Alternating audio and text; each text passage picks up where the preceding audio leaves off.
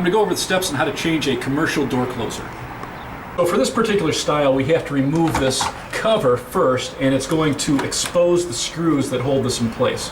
So what I'm going to do is just unscrew the main body of the closer, and then I'm going to unscrew the bracket that holds it to the frame of the door. So the old closer was held in place by a threaded sleeve and a bolt, and so doing this job myself, I locked a locking pliers onto the sleeve and then I unscrewed it.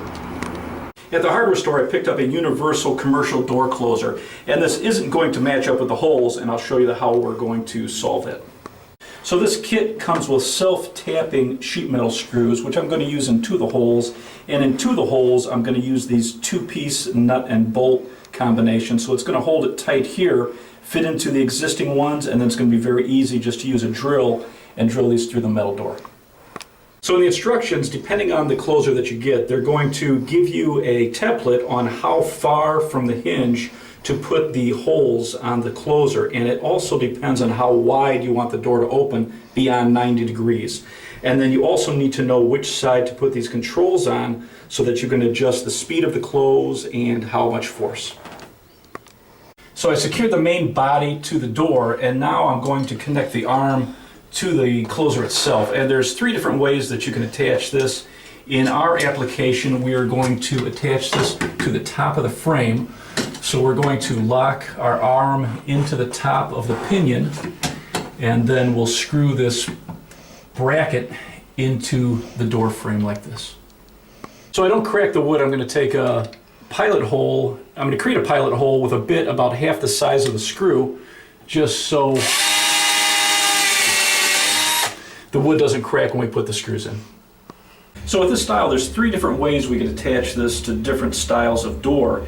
And in this application, we're going to remove this shoe because this is going to be attached directly to this plate here that we screwed into the frame.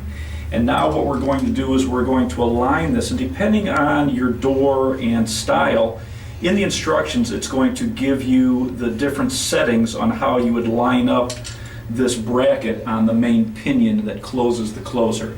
So I'm going to line this up, and then we're going to attach it to that plate. So for me to set this arm at the proper angle, I had to use a pair of channel locks and grab the bottom pinion and rotate this, and now it puts the right amount of pressure on it. Now I'm just going to align this, and we're going to extend this.